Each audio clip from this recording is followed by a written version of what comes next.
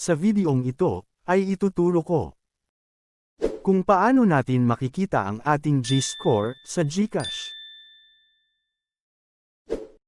Let's go.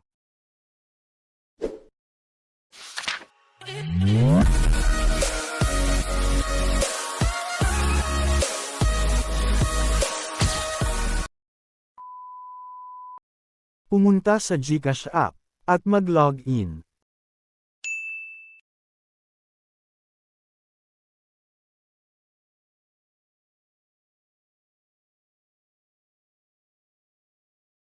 Pindutin ang profile. Pindutin ang G-score.